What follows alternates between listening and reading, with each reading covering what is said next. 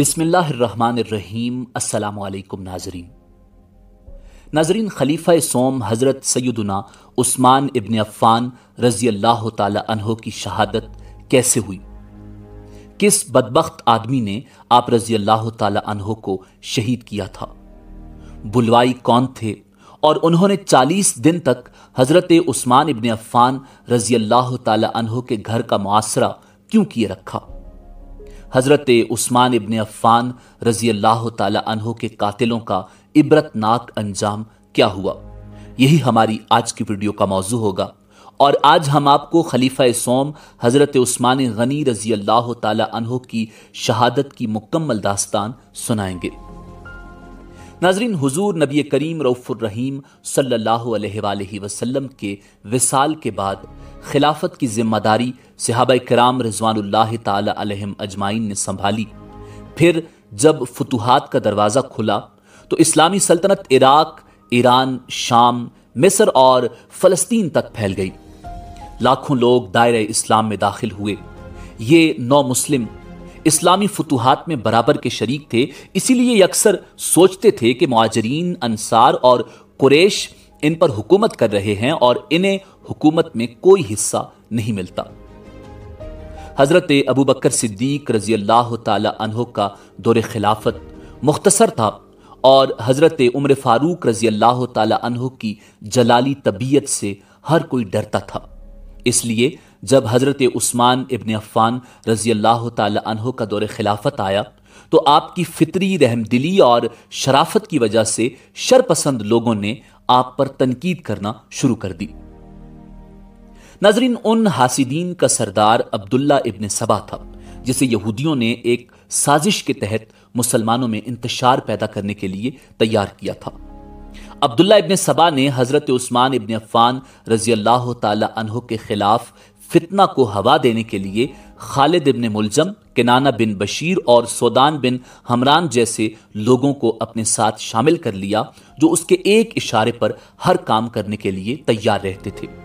یہ تمام حضرات ہر علاقے میں جا کر لوگوں کو حضرت عثمان ابن عفان رضی اللہ تعالی عنہ کے خلاف ابھارنے لگ گئے۔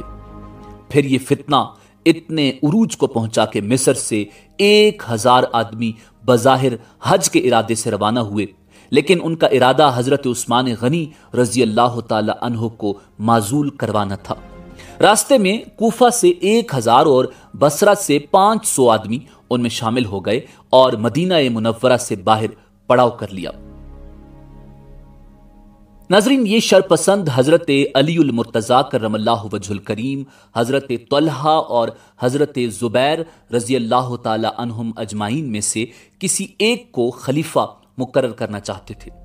حضرت عثمان غنی رضی اللہ تعالی عنہ نے حضرت علی المرتضیٰ کرم اللہ وجہ الکریم کے مشورے سے ان کے کچھ مطالبات مان لیے، لیکن یہ لوگ بضد رہے کہ سیدنا عثمان غنی رضی اللہ تعالی عنہ کے مکان کا محاصرہ کر لیا۔ حضرت عثمان غنی رضی اللہ تعالی عنہ کے گھر میں شرپسندوں کے خلاف مدافعت کے لیے صحابہ کرام رضوان اللہ تعالی علیہم اجمعین اور عام مسلمانوں کی خاصی جمعیت موجود تھی۔ انہوں نے حضرت عثمان غنی رضی اللہ تعالی عنہ سے ان باغیوں کے خلاف لڑائی کی اجازت طلب کی۔ آپ رضی اللہ تعالی عنہ نے فرمایا کہ اگر لڑائی مقصود ہے تو میں اس کی ہرگز اجازت نہیں دوں گا۔ اس وقت میرا سب سے بڑا مددگار وہ ہے جو تلوار نہ اٹھائے۔ باغیوں کے محاصرہ کو 40 دن گزر گئے۔ حضرت عثمان ذو النورین رضی اللہ تعالی عنہ تک سامان خوردونوش پہنچانا بھی بہت مشکل تھا۔ ام المومنین حضرت ام حبیبہ رضی اللہ تعالی عنہا کچھ کھانے پینے کی اشیاء لے کر آئیں، مگر باغیوں نے انہیں بھی اندر جانے کی اجازت نہ دی۔ حضرت علی المرتضیٰ کرم اللہ وجہ الکریم پانی لے کر آئے تو باغیوں نے نیزوں سے پانی کی مشکیں پھاڑ ڈالی۔ تقریباً 40 دن تک حضرت عثمان غنی رضی اللہ تعالی عنہ اسی مکان میں قید رہے اور اس عرصے میں برابر روزے رکھتے رہے۔ ایک رات آپ رضی اللہ تعالی عنہ کے خواب میں رسالت مآب حضور تاجدار ختم نبوت صلی اللہ علیہ وآلہ وسلم حضرت ابوبکر اور حضرت عمر رضی اللہ تعالی عنہم کے ساتھ تشریف لائے اور فرمایا، اے عثمان، کیا تمہیں بہت بھوک لگی ہے؟ تم نے 40 دن تک روزہ رکھا۔ اے عثمان، کل روزہ تم ہمارے پاس آ کر کھولو گے، ہم حوض کوثر سے تمہارا روزہ کھلوائیں گے۔ اے عثمان، کل تم شہید کیے جاؤ گے اور تمہارے خون کا پہلا قطرہ قرآن کی آیت پر گرے گا۔ ناظرین، البدایہ والنہایہ میں درج ہے کہ حضرت عثمان غنی رضی اللہ تعالی عنہ کے دروازے پر حضرت عبداللہ ابن زبیر، حضرت امام حسن مجتبی رضی اللہ تعالی عنہ اور کئی دوسرے حضرات پہرا دے رہے تھے۔ باغیوں نے جب حملہ کیا تو ان لوگوں نے مدافعت کی، لیکن یہ حضرات زخمی ہو گئے اور باغیوں کے 4 آدمی دیوار پھلانگ کر اندر داخل ہو گئے۔ ناظرین، کنانہ بن بشر نے آگے بڑھ کر حضرت عثمان غنی رضی اللہ تعالی عنہ کی پیشانی مبارک پر لوہے کی لٹ اس زور سے ماری کہ پیشانی سے خون بہہ نکلا اور آپ زمین پر گر پڑے۔ زبان مبارک سے بے ساختہ نکلا، بسم اللہ توکلت علی اللہ۔ اس کے ساتھ ہی پیشانی سے خون ٹپکنے لگا اور داڑھی مبارک خون سے تر ہو گئی۔ پھر خون کے قطرے ٹپک کر قرآن مجید پر بہنے لگ گئے، یہاں تک کہ یہ خون قرآن مجید کی آیت فَسَيَكْفِيكَهُمُ اللَّهُ وَهُوَ السَّمِيعُ الْعَلِيمُ پر گر کر رک گیا۔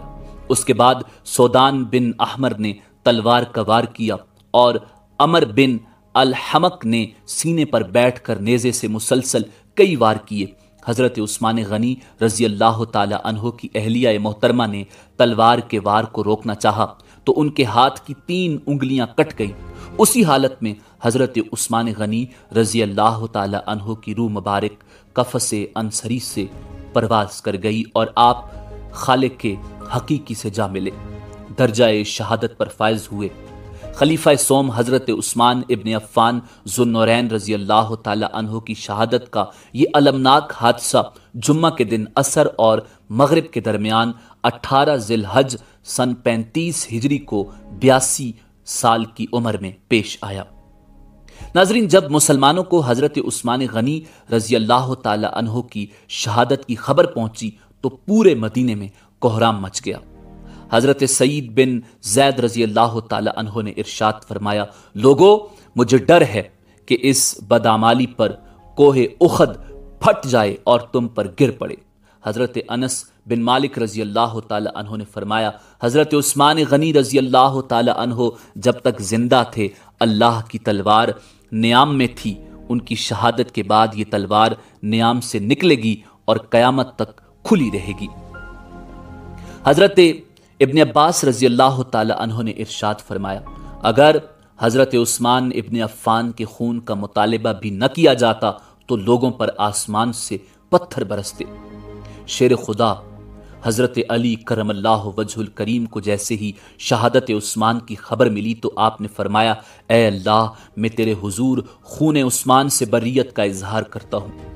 امام ابن کثیر نے یہ بھی نقل کیا ہے کہ حضرت علی رضی اللہ تعالی عنہ نے حضرت عثمان بن عفان رضی اللہ تعالی عنہ کے پاس جا کر ان پر اپنا سر مبارک رکھ دیا اور رونے لگے، حتیٰ کہ لوگوں نے گمان کیا کہ آپ بھی ان سے جا ملیں گے۔ ناظرین، سبائیوں کی شورش کی وجہ سے سیدنا عثمان غنی رضی اللہ تعالی عنہ کی نعش مبارک 3 دن تک ان کے مکان میں موجود رہی۔ پھر چند جانثاروں نے اپنی جانوں کی پرواہ کیے بغیر رات کے اندھیرے میں آپ کے مکان میں داخل ہو کر جسم اقدس کو غسل دیا اور کفن پہنایا، پھر جنت البقیع میں لے جا کر نماز جنازہ ادا فرمائی۔ آپ کی نماز جنازہ میں فرشتے بھی شریک ہوئے۔ حضرت عثمان غنی رضی اللہ تعالی عنہ کی تدفین جنت البقیع میں کر دی گئی۔ ناظرین، حضرت عثمان غنی رضی اللہ تعالی عنہ کی شہادت میں ملوث تمام افراد کا عبرتناک انجام ہوا۔ خود عبداللہ ابن سبا نہایت بری طرح آگ میں جل کر واصل جہنم ہوا۔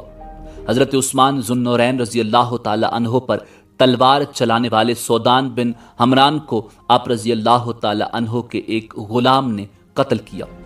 محمد بن ابی بکر مصر میں قتل ہوا۔ اسی طرح بشیر بن کنانہ اور عمر بن الحمق کو شامی فوج نے قتل کیا۔ ناظرین، اسی امید کے ساتھ اجازت دیجیے کہ آپ کو ہماری ویڈیو پسند آئی ہوگی۔ ملتے ہیں بہت جلد ایک نئی تاریخی، تحقیقی اور معلوماتی ویڈیو کے ساتھ۔ دیکھتے رہیے info@adil۔ اللہ رب العزت آپ کا حامی و ناصر ہو۔